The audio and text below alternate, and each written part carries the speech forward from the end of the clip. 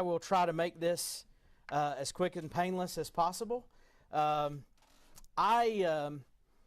just going to do a brief overview of solar photography, observing and imaging, answer any questions you might have, and talk to you about how you can capture the solar eclipse that's coming up, should you choose to do so. And I know you're probably looking at this image and you're like, why is that up there? Because the one thing, I go to Marathon, I have a telescope in Marathon, Texas, and I have the privilege of imaging every night from an observatory, but I go out there twice a year, and one of my favorite things to do during the summer is to use a black light to run around and find scorpions. And if you shine a black light into the desert, any scorpion will glow like this. It looks just like this. This is exactly how it looks. And it's because the shell of a scorpion reflects the UV light. It is designed to live in the desert and to be out in the middle of the sun. The light bounces right off of it. Think about it. It gets so hot out there, it would cook it if it didn't reflect the sun.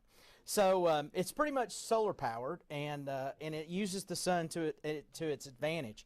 But pretty much everything about the sun is fascinating to me, and I'm going to start tonight by talking about my journey in solar astronomy. So here you see, let's see if I can hide that little, nope, not going to let me. Here you can see a picture of my first foray into capturing the sun, and on the right, one of my many solar telescopes I've had over the years.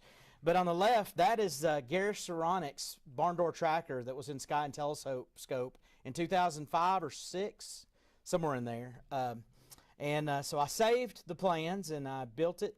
Had my father-in-law cut those pieces of wood out, bought stepper motors, bought about 25 feet of brass rod threaded before I finally got the curve right, so that it would track, and so I could take pictures of Andromeda. I took my first picture of Andromeda and I was hooked. And so then I set out to take a picture of the 2012 solar eclipse. But I have this picture in there because as a child, I had this book about ancient civilizations.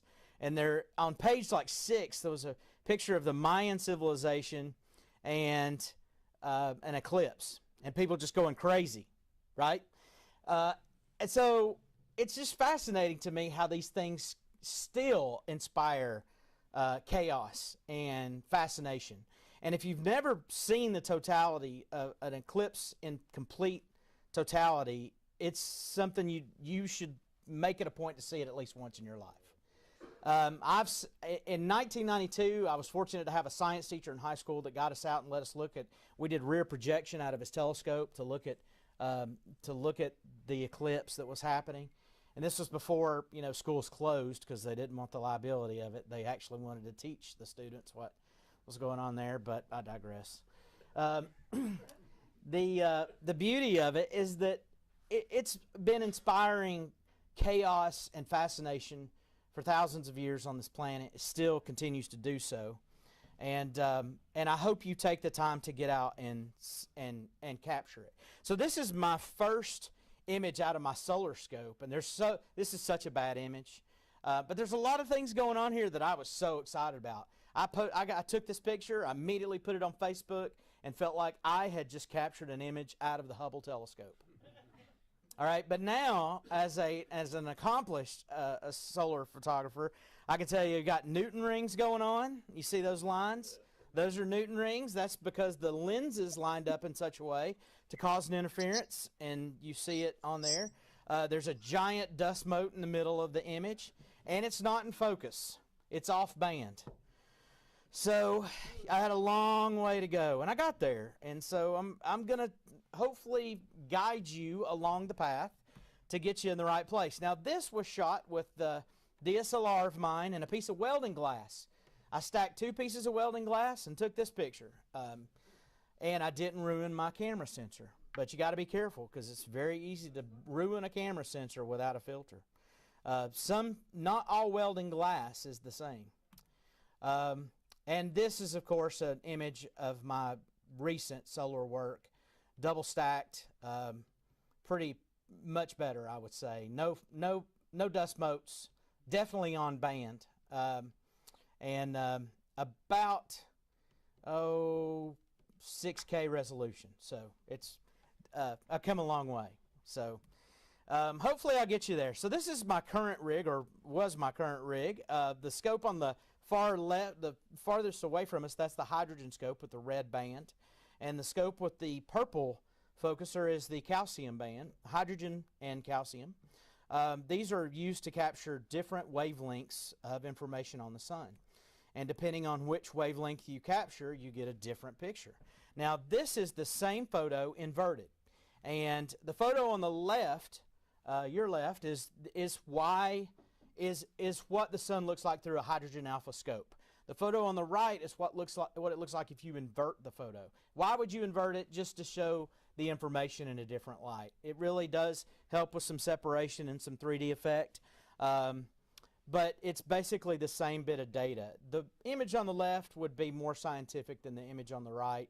For science purposes, I like to show them both just to kind of do it, just to kind of give somebody an idea of what they're looking at. But why do it? Well, that's easy for me. Every image you see in this observatory is basically pictures of stars or planets. And, you know, you look at the picture of Orion over there, this one of our Rho Ophiuchi complex, and those two places, that's just endless amounts of stars, just like our sun. And so to understand that, we need to understand the sun.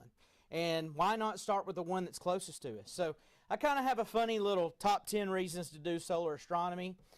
When you throw things during the day, it's easy to find them, as opposed to night. And you will throw things. Most folks look around. More folks around to look through your telescope during the day. Nighttime can be kind of lonely. Easier to sketch and take notes during the day. See and eliminate the mysterious bug that is landing on you every 3 minutes, as opposed to the night. No pesky moon cycles to deal with. And when there is, bonus, it's an eclipse. When the moon does get involved, that's even more fun. The ISS transits the sun around 4 to 5 times a month, nearish to you. Good luck trying to capture that.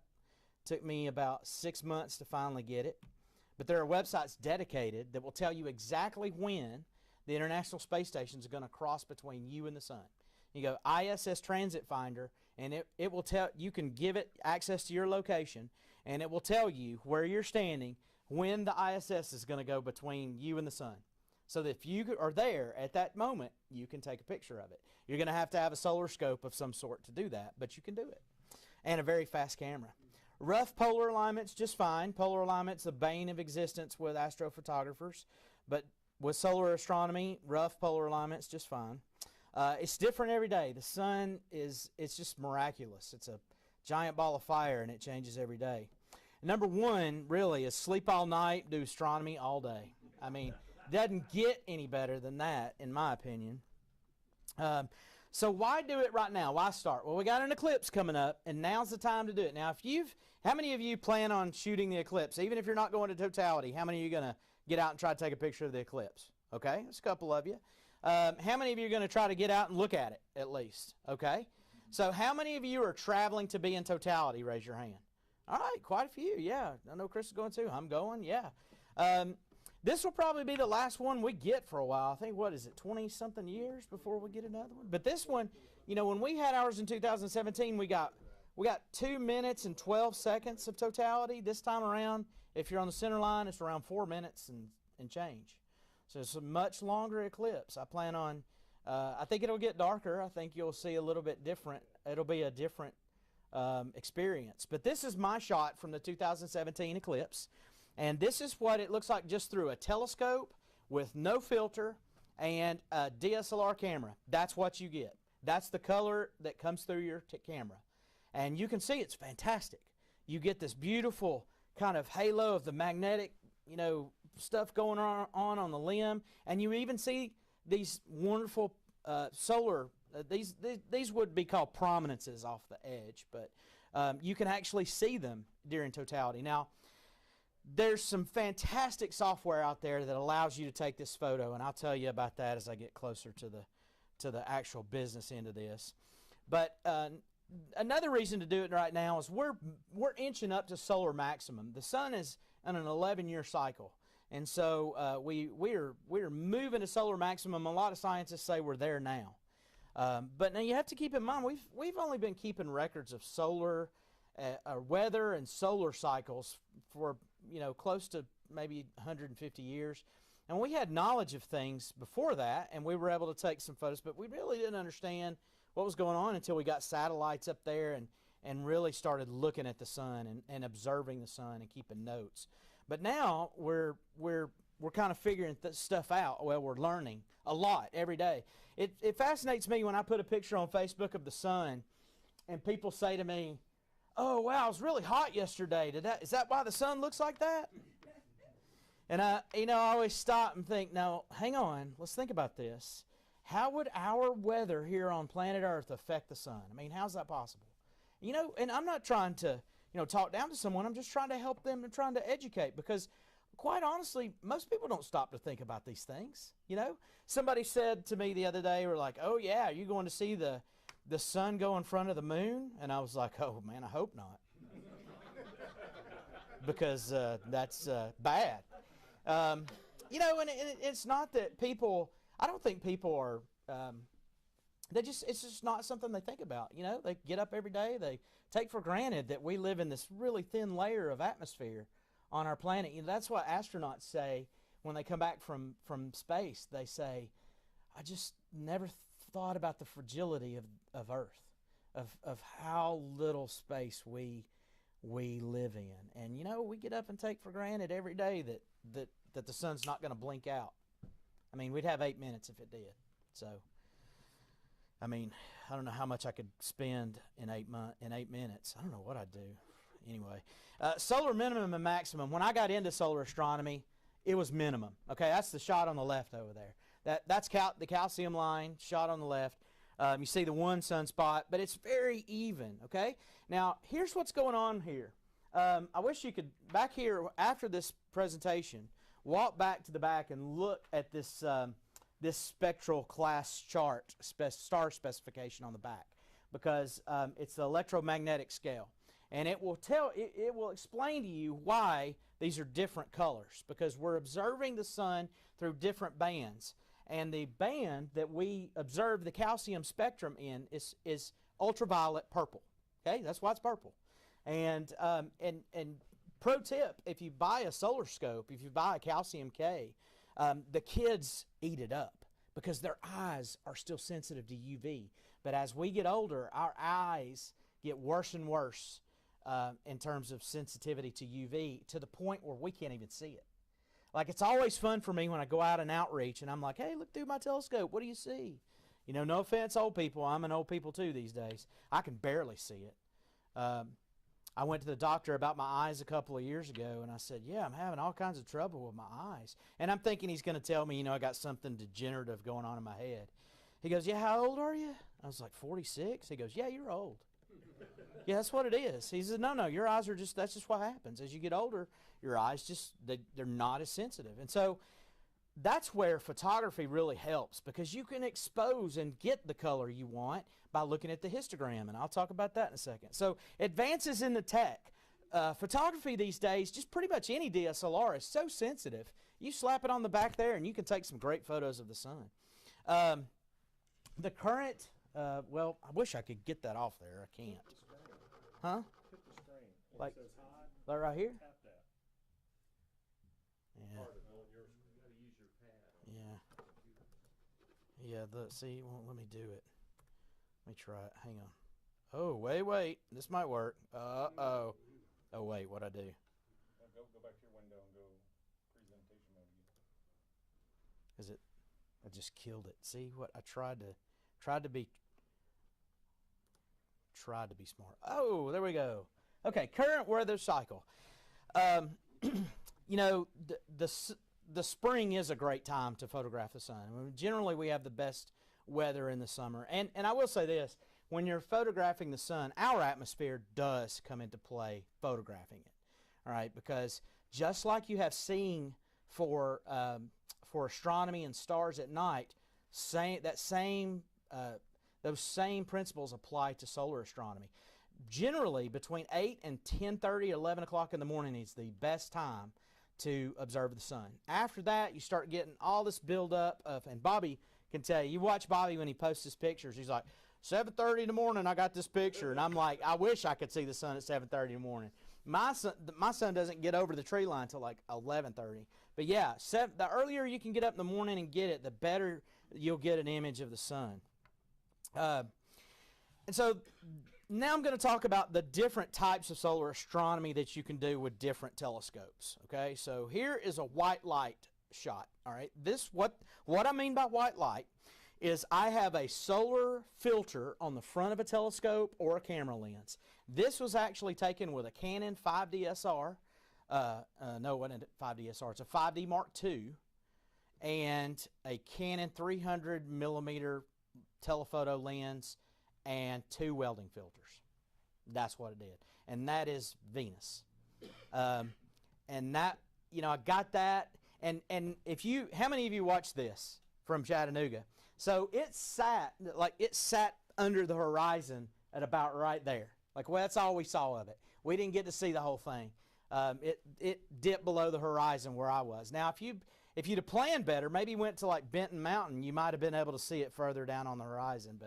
But I didn't plan. I was at Harrison Bay, and I actually got a shot. The deepest I got, I think it was about right here.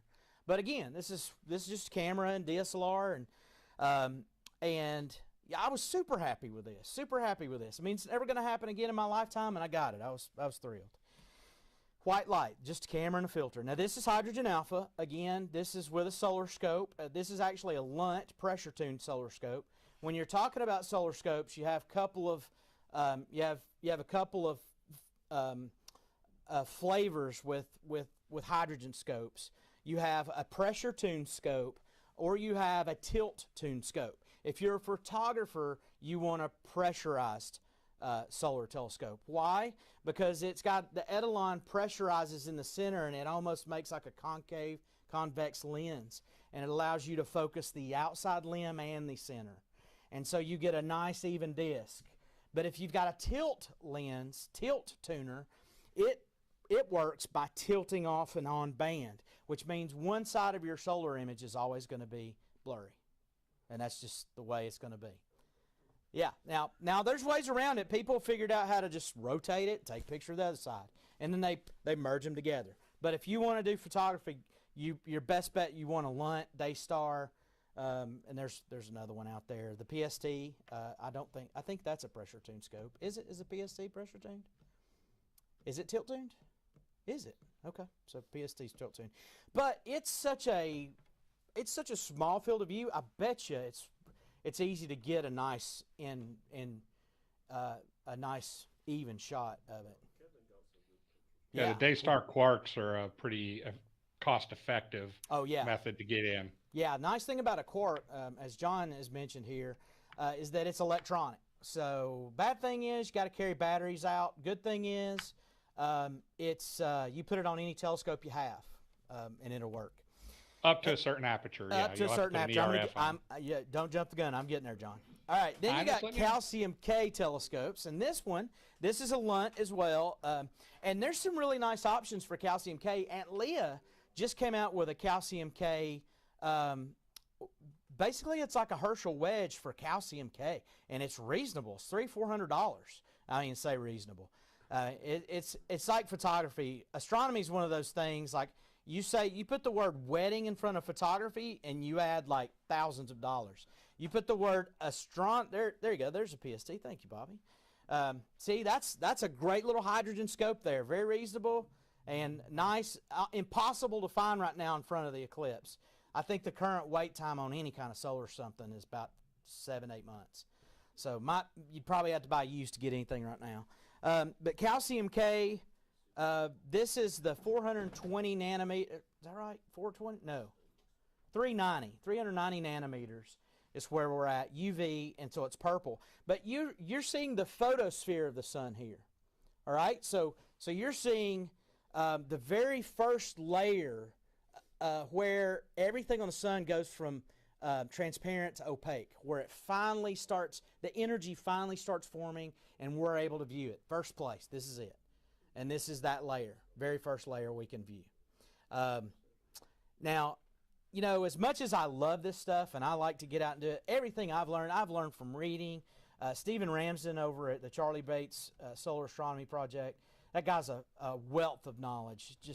And he's so happy to help you and to explain things to you.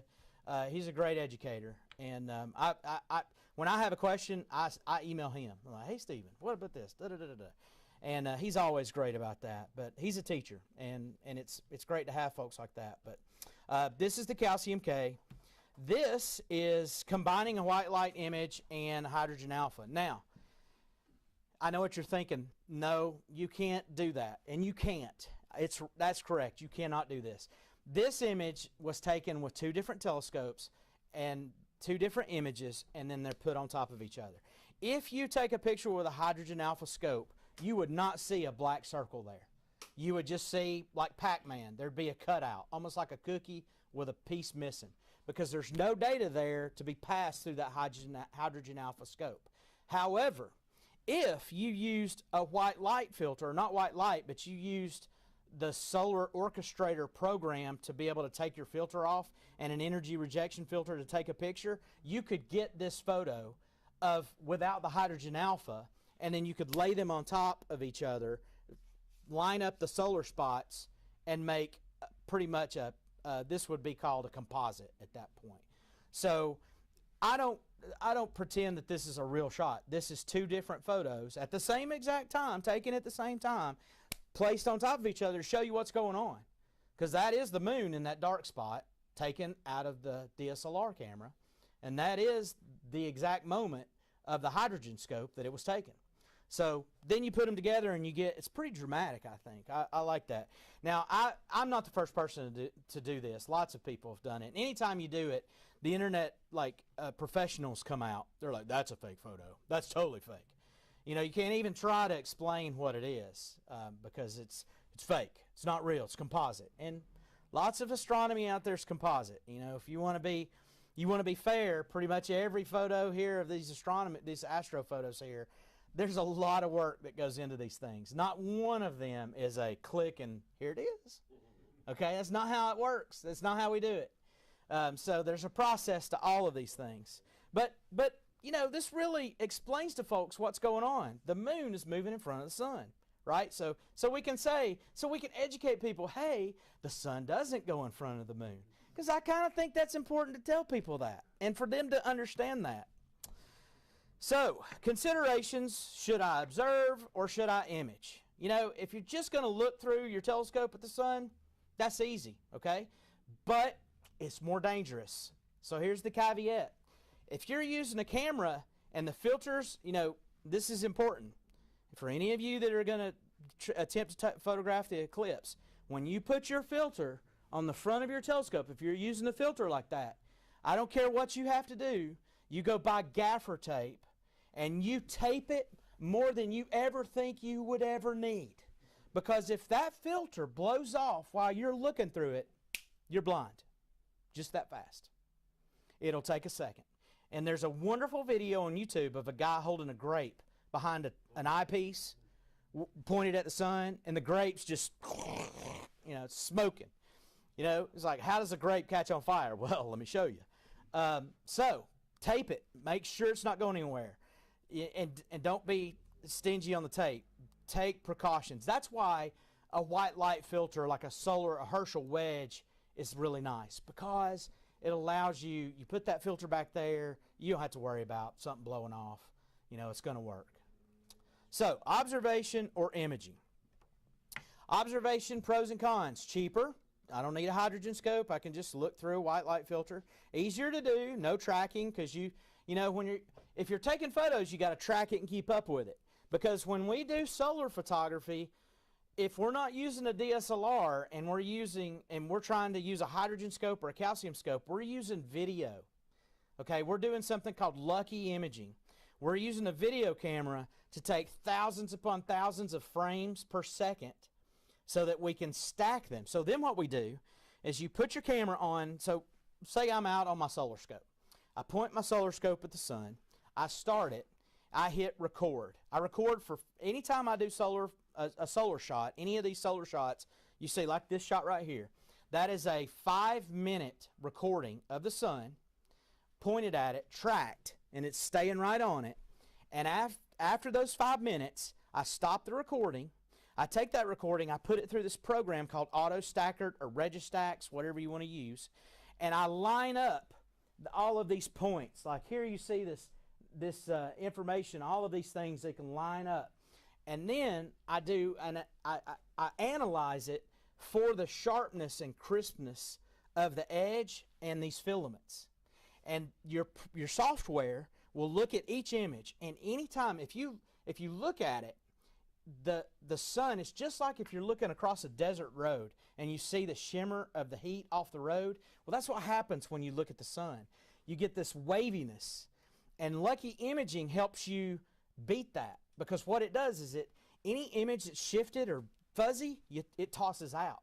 And so then you can actually you can tell it, okay, I want to take 10% of the sharpest frames and I want to stack them. So when I put one together, I generally do every bit of processing I can, and I will take the top 10% of the top 30% of frames. Okay, so on average, I'll get 10,000 frames, and I'll take the top 10% of those 10,000 frames, and then I'll often look at the first one and look at the last one. If there's a huge difference, I'll go back and make it 5%. I'll look at the first one, I'll look at the last one. If it's not much difference, I'll process the image. And what it does at that point, just like all of this astrophotography, it takes each image and lines it up and uses those points, those control points that I've set, or you can let it automatically pick them, and it lines them up, and it gets you the crispest shot you can get. It's just nice and crisp. And then you can see the detail, and you throw out all the blurry stuff. So that's how a solar video works. That's what you're doing with it. Now you can use it to do other things when you don't throw out every shot, and I'll show you how that works in a second. Easier to do, no tracking required if you're just observing. Not as sensitive to clouds. Now this image is my white light filter through my DSLR through a telescope.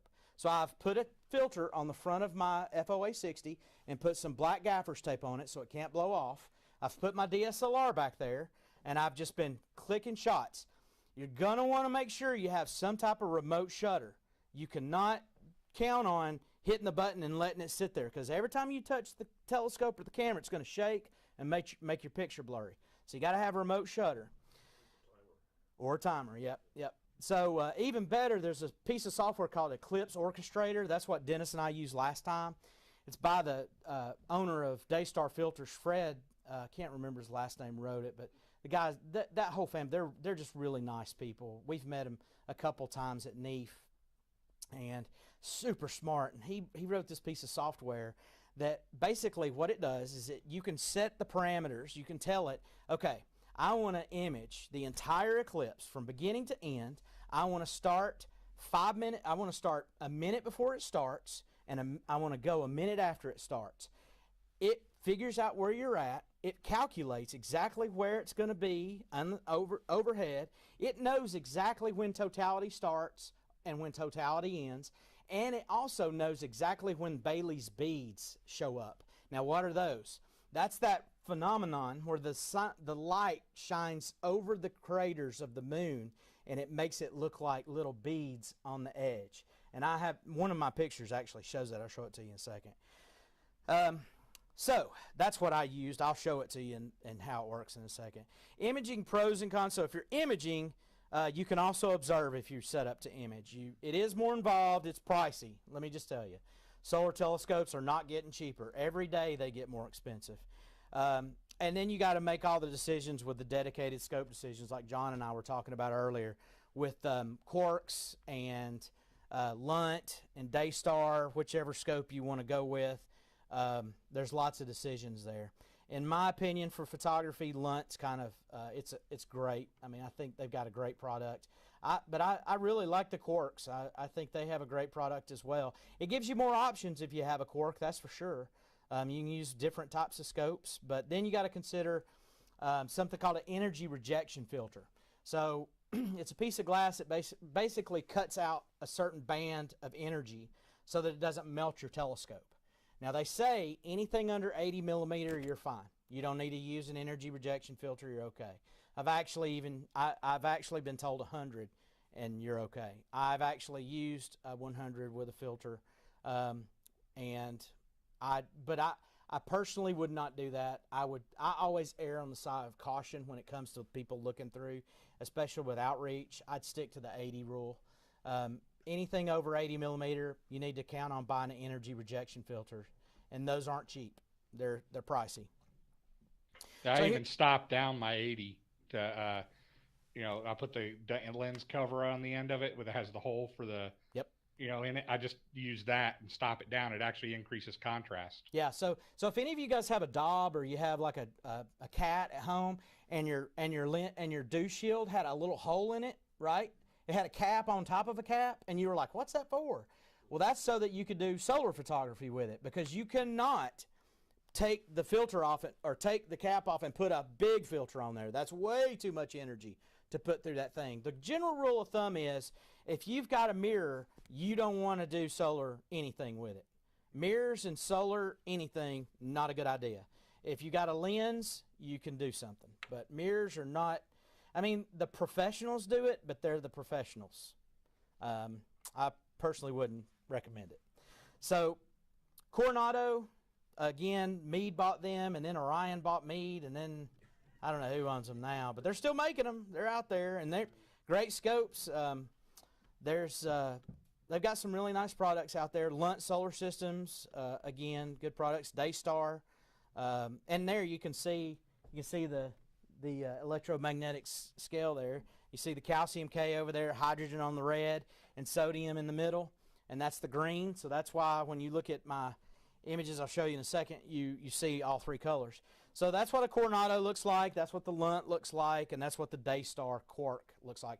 Daystar actually sells this little 60DS with the Quark built into the back. It's a really nice setup. It'll give you a full image, very reasonable. They sell them at NEAF usually for what, like $1,500? I mean, it's the cheapest. It's pretty cheap into hydrogen solar astronomy. And then here is a white light filter. And this, for those of you who are wondering what white light filter should I buy, this is what you should buy. The film is much better than the glass, all right, always. Also, the film, unfortunately, you need to buy a new one every eclipse. You just don't want to take a chance. But the film is better. The Baader solar film is the best. AstroZap makes a great one. Farpoint makes a great one. That is Baader solar film. They put that in front of it. I've heard Stephen Ramsden say there's only one person that makes solar film, and so, but I know the Baader solar film is the best in terms of quality. This has a shelf life? They do. And it's just because they dry out. And if something think about it. Again, here we are. We're putting my eyes back there. They're pretty important. I only got two. Can't buy new ones yet. If you look through and a little piece of light comes through, you got a pinhole, you're in trouble. So you just got to be careful. Now, this is if you're going to observe it. If you're going to photograph it, you're a little bit safer. But again, you can ruin your DSLR or your camera if you're not careful. Here, considerations, what focal length should I purchase? Again, this is just some, up at the top you see the 174 with a Lunt 80. See how big the sun is there? 174 with a Lunt 60 at the bottom. Kevin Hahn has a 60 millimeter. The club, I think, owns a 60, don't we? Don't we have a 60 Lunt? That's a really nice scope. The 80 is great. They're impossible to get right now, but great scopes. Blocking filters. Again, when you capture the sun, everything's black and white. All right, so if you see my color, it's added in post. All right. Here's my best tips for observing. Make a sun shield. All right, nothing's worse than like staring at the sun for 4 hours during the eclipse. Just build you something. Don't go buy the sun shield that's $200. Go get some poster board. Foam board is the best. And what I did was I got foam board and a piece of like a dryer kind of soft. It was basically a piece of foam that allowed me to slide it right onto the end of my hood, and then I used gaffer tape to affix it. So gaffer tape won't leave residue, won't pull the paint off. It's very safe for a dew shield, but it's also secure. And then I put that on there, and I made a big one, big foam board. Now here's the two-edged sword with that. If it's a windy day, you just built a sail, right? And your very expensive telescope is now an umbrella, and there's wind. So just consider those sorts of things. But that's the best way to do a sun shield. You want to have shade.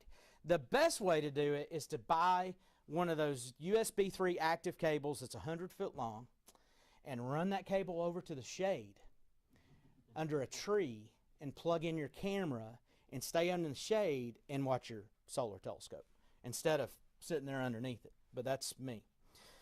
Build a sun finder. Ralph can help you do that with a pill bottle. Last time I did this back in 2018. I did this after the eclipse to tell y'all all what I did wrong at the eclipse, because I had a list of things I did wrong. Have a canopy or shade for sure. Get a good hat. Binos are fantastic. In fact, I think binos and solar photography, that's the best use of binos in my opinion for solar photography. Solar observing. They're fantastic. Getting a stereo vision of the sun, oh, that's the way to go. Patience is key, as with anything astronomy. You know, you just better be patient. If you're not patient, consider a different hobby. Consider a zoom eyepiece. They're really nice with solar astronomy because you can move down onto a prominence if you need to. Save and go pressure digital. You can do the quark. Sketch and learn solar pole orientation. That's right. The sun has a north pole and a south pole. It rotates just like the Earth rotates every 31 days and some change. The sun rotates once. You know, I'm not sure if they flip through the cycle. That sounds right, but I don't know. I don't know. I do believe they invert at some point. Yeah. Watch the weather for both. Again, so with hydrogen, if there's clouds at all, you're not seeing anything. And seeing dependent. So for imaging, again, make a sun shield. Consider cable lengths. Like I said, good long cable length is really nice. Got to be active cable for solar astronomy because you're pumping a lot of information through a camera. You got to have an active cable, which means it's got to be powered in the middle of the cable. The longest you can go safely is about 6 foot without an active brick.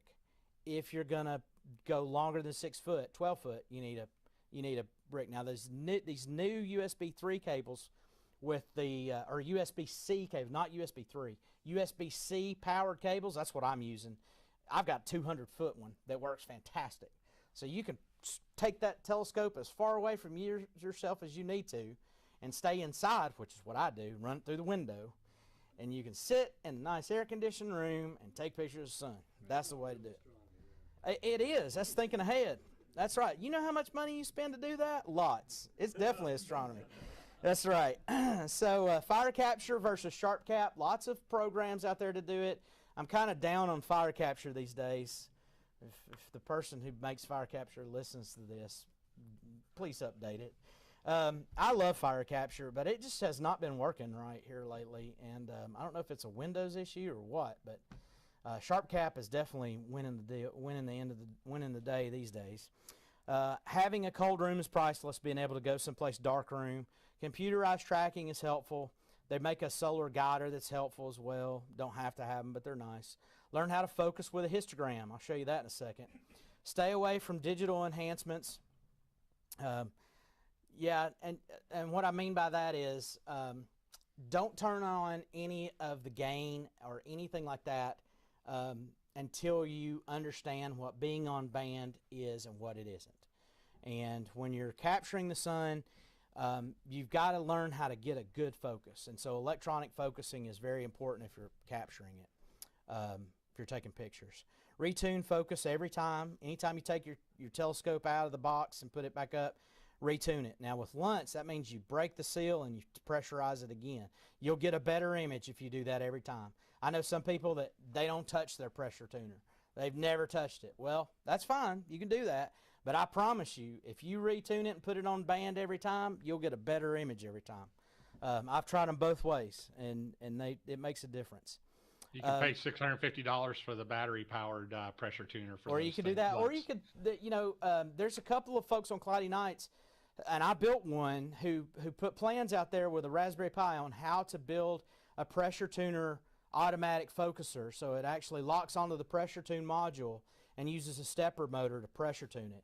And that worked wonderfully with my single tune, but when I went double stack, I couldn't use it because the two modules are too close together. So again, seeing dependent, and here's other considerations using your own scope. Again, this was the 80 to 100 mystery when I talked about it earlier. Energy rejection filters are necessary after 80 millimeters. Just go ahead and put that in your head. Some people will tell you 100, but I think the 80 is the safe bet. Frankenscopes, that's taken like a 40 or 50 millimeter telescope. Oh, well, great example of a Frankenscope. Someone took the new front tuner, double stack tuner off of, the Lunt 40 millimeter double stack module they just made that they've got out. Somebody bought one of those and 3D printed an adapter to put it on a C-Star. And they are taking amazing hydrogen images with a C-Star, which means they walk out, they put their C-Star on a tripod, they go back inside, and they look at the sun, and it works, and it looks awesome. So I guarantee you ZWO will figure this out. They'll sell that adapter for $500 pretty soon. So, and yeah, but somebody's already done it, and they're getting great results with it. So. Understanding UV and IR, so these filters will really help you when you're imaging. They can make your image soft or sharp, depending on the seeing outside. They really help. Here is what fire capture looks like, and that's what the sun looks like. This is, again, I want to show you something here. This is where this histogram comes in. See this? Do you see this whale tail back here? Overexposed. All data, this is why I said learn how to focus with a histogram.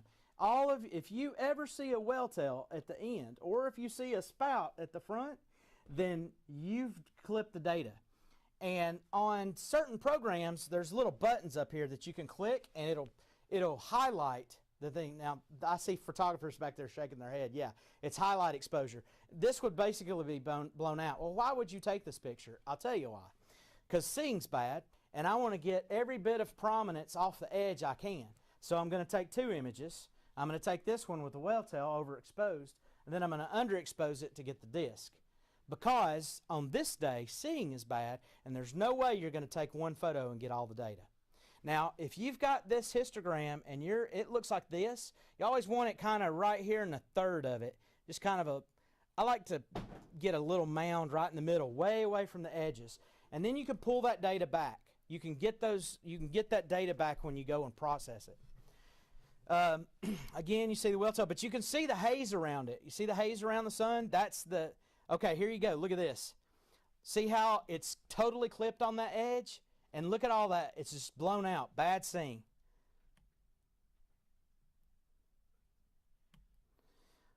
So that's how you use a histogram when you're using this. When you're using it. Now, here's the possible uses for a solar scope. Track solar spots. You can watch solar spots move across the surface of the sun. Learn solar polar orientation, like I mentioned earlier. Observe coronal activity. Observe solar minimum to maximum over the next 11 years. So if you bought a solar scope now, you could watch it go to minimum. Because they say we're in maximum now. I would tend to agree. It's just been crazy here lately. So much activity. And then solar prominence animations, I'll show you the one that I did.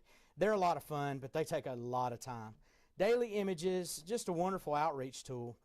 Here is a picture of the sun. This is an example. This is 4 different shots taken on consecutive days. I had 4 good days of seeing. This never happens. Happened like 2 years ago. And here is the sun. Here is this sunspot, this filament moving on disk. Moving up, over here, and over here. And so you get to kind of see the progression of it. Now this is a solar animation. This is a lot of fun. This is what happens if you record a prominence over the course of 2 hours. That's how much energy is moving around. And you took this video? Yeah, I took this. Cool. It's pretty cool from my driveway. Yep. This is probably, oh, I don't know. This is probably, it's 2 hours of video. So FireCapture has a program feature that allows you to say, I want to take 20 seconds of photos, or I want to take one photo every 10 seconds for 5 hours. And you just hit start and make sure you got enough hard drive space. And you're tracking. And it'll sit there right on this target, and it'll take one photo. And then when you're done, you take all those photos, you put it into Fire or Auto Stacker, and you hit Make AVI. Ta-da! There you go. A lot of fun, a lot of fun. And I've never been lucky enough to get one that just goes crazy, but a couple of my friends have, and I'm always like, oh man, why? You know, when I go, there's usually like, I don't know, there's nothing. That's how it is. I'm always sitting at my desk at work when it's amazing. But again, sunspot movement. Here's a picture of sunspots moving around. There you go. 1 month. This was a month of capturing the sun. I did a photo every day that it was clear. And you can see that solar spot just move right down the side there. You can see how the seeing varies every day too. Just false color there. This is calcium K. This was during solar minimum. I'd say that's 2012, 13, somewhere in there. Right after I got my solar scope. After I took that picture of Venus, I bought a solar scope. I was hooked. And there was no activity. It was pretty much dead. And it slowly picked up. And that's calcium K. Okay, here is again the image of the eclipse, and you see the prominences off the edge there. And then I started getting better at my exposure. I figured out how to make my images sharp. There was a nice explosion off the edge there. And then this was a recent shot. This is probably a couple months ago.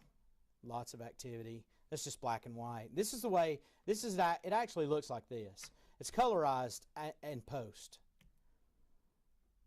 Again, all that data, all that activity. Calcium, okay.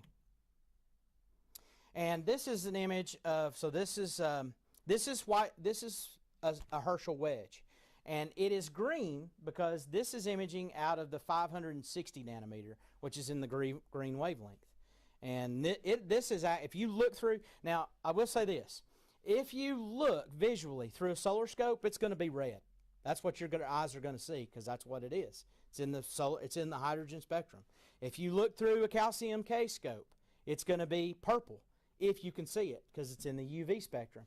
If you look through a white light, a Herschel wedge, a solar Herschel wedge, it's going to be green because it's in the solar continuum right there in the magnesium spectrum. It's going to be green.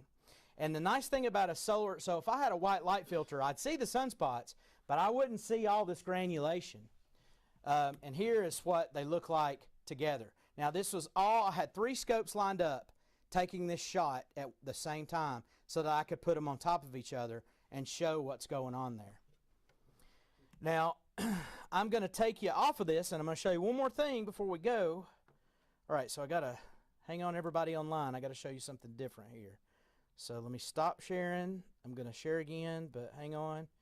I got to do a window here. All right, space, okay. This is my website, and we're going over to Image Gallery. And this image in the middle here that you see, can you see that? Okay, so let me go and share this now.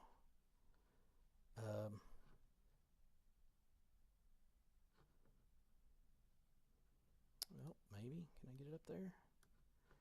Okay. Yeah, that's where I'm going. Going back over here. Okay, now let me go to share. So I don't want that. I want that and share sun today. Okay, here we go. Okay, so this is on my website, and this is an interactive tool I built in code that allows me to see if I can make it full screen. No, I can't. Okay, of course you can't. All right, so this is written with a program off of GitHub called Deep Zoom, and basically you've seen Deep Zoom Chattanooga. You can zoom in on the sun here. So you see that little red box over there? So here you see this filament, right? See all these filaments. And this tool at the top left here, you can go, there's the calcium. So let's look at this sunspot. Let's get that in frame. And let's look at here's the white light. And now you can see the granulation there on the disk. And here is the hydrogen. And again, the calcium. And wherever you move, it's all zoomable. Now this is really nice, so check this out. So look at you can see this granulation on the disk. Can y'all make that out over here? So, okay, and you can see the energy. Where it's dark because it's ejected off the surface and it's cooled. And here's what it looks like in the calcium K spectrum, purple. And then again, here's the hydrogen. And you can see all these filaments from it. And again, you can zoom in and out and look at them all individually and compare them. So you can see the sunspots. And it's kind of nice to kind of come down here and look at the edges. So this is a really nice prominence right here. This one, can you see my mouse there, right here? And here it is in calcium. And here it is in white light. And you can still see those little bit of spots there. Now here's some granulation. Let's look and see what data is there. A little bit of movement there. Fun tool to look at. So it's basically, it's all just HTML. It's written in code. Allows you to move and compare the images. And you can do that if you go to my image gallery, you can do it with the sun. You can do it with Andromeda. And you can look at the different data Andromeda has there. Here is with the stars removed. Here's the hydrogen. Here's the plate solve. Everywhere there's a purple, or everywhere there's a green text is a galaxy. And then, of course, you can also do this with my Orion image. And again, plate solve, hydrogen data, no stars, and RGB data. Hydrogen, RGB. And you can compare and contrast, but you can also zoom all the way in. And what I like to do, I like to take pictures of the sun because every picture in this image, that's a star, just like our sun. And it just fascinates me. There's the hydrogen data. There's the RGB. The share's frozen, by the way. I'm only seeing. Oh, is it? I'm sorry. No, it's all good. Can you see that? There we go. Yeah, I can see your Sorry Orion about stuff that. now. Okay.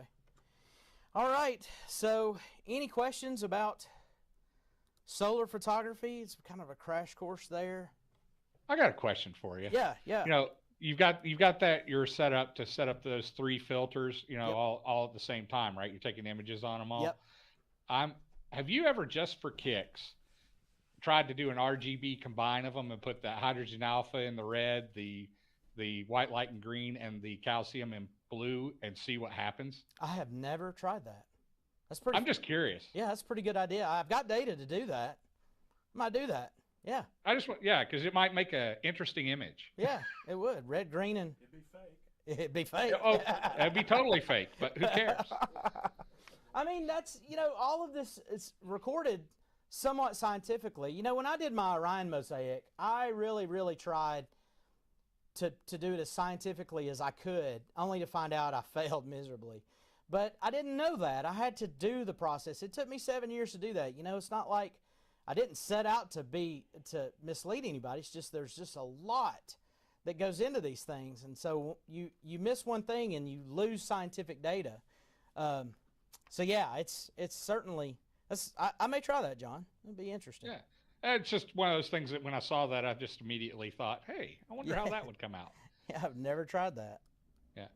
And I did have another comment that's a gear-related comment that might benefit some people because they do make Orion and Skywatcher both make solar trackers scopes. They're little rigs that you turn them on, they find the sun, and so if they were going with, even if you could put a lunt on there if you wanted, as the payload, so you don't necessarily have to get out your big go-to rig or anything else, and they're relatively affordable. Though I think they're about $400 for those. Yeah. The Skywatcher Solar Quest is basically a copy of the AGDTI, and it just finds with the a sun. camera on it. Yeah, you immediately turn it on, and it goes right to the sun, and it'll stay on it.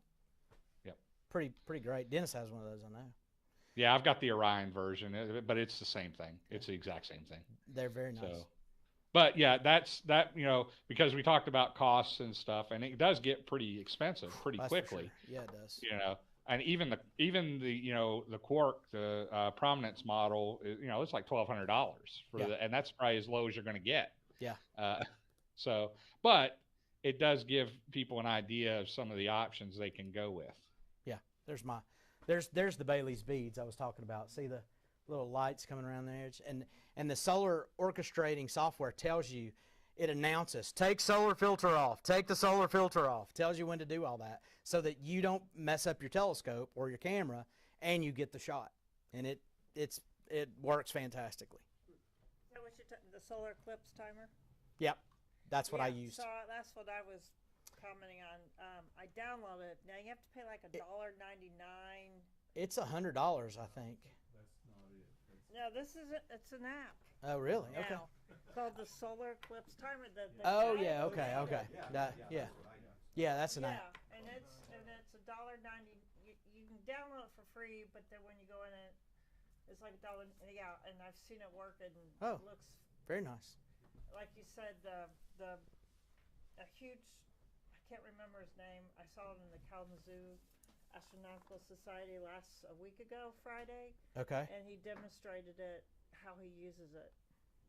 But that doesn't run your camera. Eclipse Orchestrator runs your camera. Oh, it actually runs the camera. Yeah, it does. So here's the ISS going in front of the sun. Okay. And here is Mercury going in front of the sun with a calcium K scope. Bad seeing that day, but I left it because it was cool. It is very cool. Yeah.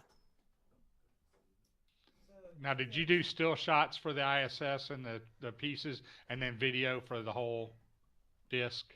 The ISS went in front of the sun. Remember, it's moving 17,000 miles per hour. Yeah, exactly. The extent of that transit of the ISS is 0.055 something seconds. It's like. Oh, so it was video. Oh yeah, it's video. I was doing 150 frames per second, and I managed to get like 80 frames.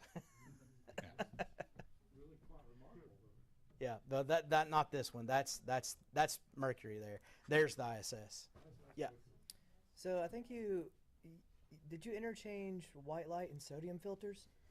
White light and sodium. So the white light is in the sodium. It's in the magnesium sodium spectrums right in there. Mm-hmm. I'm not sure exactly what the wavelength is, but I want to say it's around 540 to 560.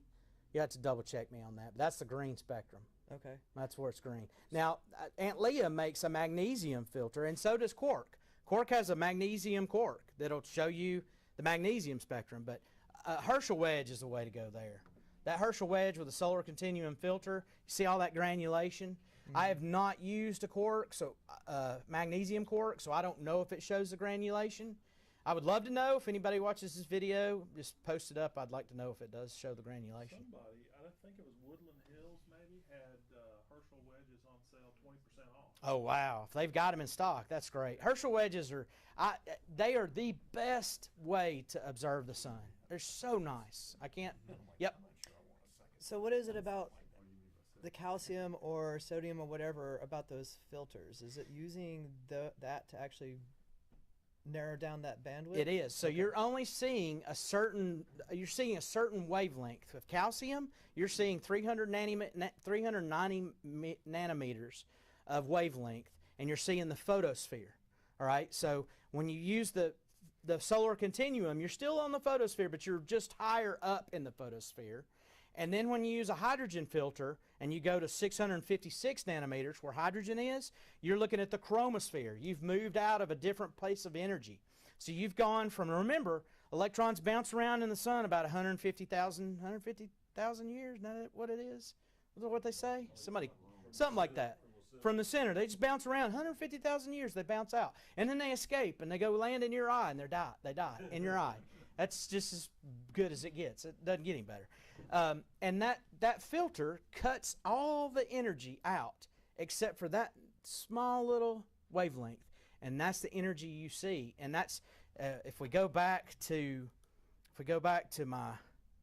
this image, again, here's hydrogen. And so let's look at this sunspot right here. So this is a pretty good sunspot, these 4 pieces here. So you got 4 sunspots. Of course, I can't get it where I want it. Okay, there we go. Here's the calcium. All right, and here is the solar continuum, 560 sodium, magnesium. And here is hydrogen. And you can see the different areas. What John was saying is I should take these and pull them out and put them in different, in the RGB and see what kind of image I got. That's at like different altitudes from like the sun? Like yes. The gases are, okay. Exactly. So this is the region where it goes from being transparent to opaque. This is the first place we can view energy on the sun. And this is the next stop, the green is the next stop. And here we're starting to see some uniformity of the disk, okay? And there's some granulation there. And again, we're seeing these places where energy's ripped off the side, ripped off of it, and that black spot is not whole. It's energy above it that is cooled. And then when it goes to the hydrogen, you can actually see the filaments kind of ejecting, moving the energy off of these dark spots. So is that the top layer? That we can look, that we can see. There's actually there's a lot more going on there. And so during the eclipse, that's what's beautiful about the eclipse. What I would love to do is capture this in such a way that I could, during the eclipse, get the hydrogen, calcium, magnesium, and the white light and the eclipse shot right there. But I just don't think it's possible. I mean, I got to tell y'all, just to do this, it took me 6 weeks to figure out how to do it. And every time I did it, I locked up my computer. So, I mean, and I have a 56 core, 256 gigabytes of RAM, 56 core Threadripper computer that I built to put together that. And it took 2 weeks to put together my Orion mosaic. So it took about 2 days to do this. But these are, again, 10K shots. I mean, they're huge because they're drizzled, and it's a giant file. But, again, the data is fantastic. Yeah, Kelly, my prediction, if you combine this, is you're going to get the disc pretty much white, and then you're going to get some red filaments, and some of those, the spots will be kind of weird looking, and where the green and the blue overlap, I think you're going to get some interesting colors. But, but I think overall it'll be gray with red filaments. What were you going to say, Kelly? I just had a question, a newbie question. Okay. Yeah. So the sun rotates. Yep. Is there any way to get photographic evidence of that when it's actually?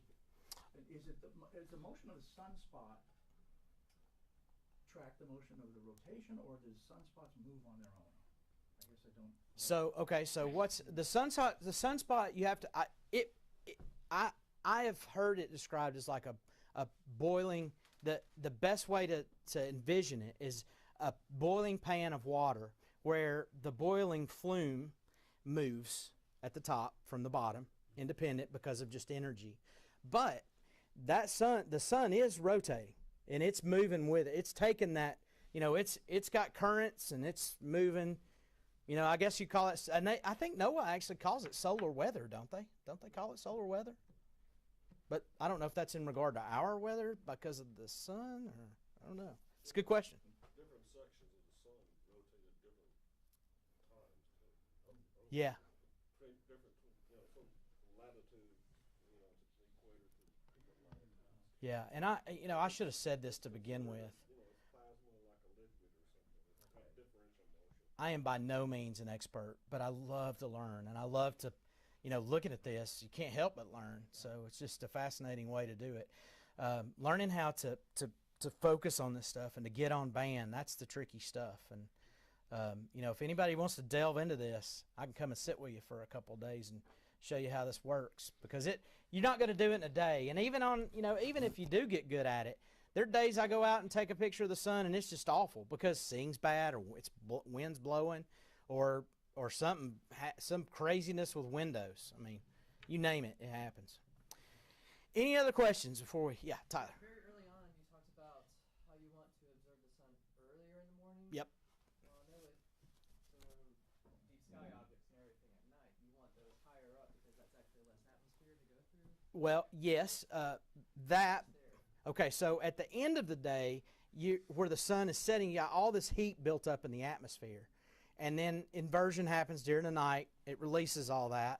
And then the first thing in the morning as the sun comes up, it starts building up again. You catch it right as it's pretty empty. It's just starting to, smooth. It's starting to build up. And it makes a difference, I'm telling you. If you get to someplace nice, I remember the day we all went out to do the Mercury transit, those of you that were with us, out at Cloudland Canyon. And I got some awesome video, hydrogen, of birds flying in front of the sun. And I always meant to take it because I did like 5 minutes of video of birds just everywhere flying. I was like, where are they coming from? I mean, they were everywhere. But I guess it was just because there were thousands of them between me and the sun in the atmosphere. And I just never put it together. But I have all that data. It was so cool to watch. And they were all crisp. You could see it perfectly. But if you see a bird at the end of the day, it just shimmers like it looks like a mirage on the road because the atmosphere's got so much junk in it by then. Well, when you watch a jet plane go across the front of the sun, Yes, that too. you can see the turbulence and stuff around the plane. Yeah, I've got videos of actually a plane going in front of the sun and the ISS going in front of the sun. If anybody wants to see them on my phone. Okay. Hey Matt, Yeah. was that Herschel wedge that you were talking about? It was it the Aunt Leo one that you were saying? Yeah, they've got Yeah, a new one that's calcium K. Yeah, it's only $339. $339. I thought that. Oh, is it? I thought that was a great price, and I have not looked through one, so I really can't tell you what it's doing. But that's the cheapest lunt calcium calcium setup's around $2,500. Yeah. So if it's still 5 or 100 millimeters, like I'm using the Herschel wedge on the 76. Yeah, you're fine there. So it's still 76, you're fine. Yeah. I wouldn't use it over anything over 80, just for safety reasons. So to give you an idea about, you talked about the energy. Yeah, I think I'm going to order that Aunt Leo since I've got a Quark set up, so it'd be easy for me to swap that out. All right, I get a cutback on that, right? Yeah, I want to try that out and see. I mean, that's for solar, that is a rounding error price. What were you saying, Greg? My daughter was off to a picnic, and she had a glass jar full of water that she was going to add lemonade to. She had it on the back seat of her car, and she started smelling smoke. She pulled over, and she had burned a hole the size of a quarter in her back seat, right? Refraction. And Magnification. I took the jar and I put it on a piece of plywood in the backyard, and it would burn a groove all the way around. It didn't start a fire, but it would burn a groove Yeah. a half inch wide through that. It's the Archimedes death ray. Mythbusters proved that was not true. I don't know. Why people said glass bottles cause forest fires, but Yeah. you can see how it can. Absolutely, yeah. You want to kill the feed? Let's kill the feed. I was just going to say one more thing. Yep. For anyone that is thinking about going to Marathon, the McDonald Observatory has a great solar astronomy presentation because they're constantly monitoring like 6 or 7 data points across the globe for solar astronomy at the facility there. That's pretty impressive. What facility? The McDonald Marathon. Observatory, about an hour and a half away from Marathon. It was awesome. All right, thank you, everybody. Thanks, man. Yep.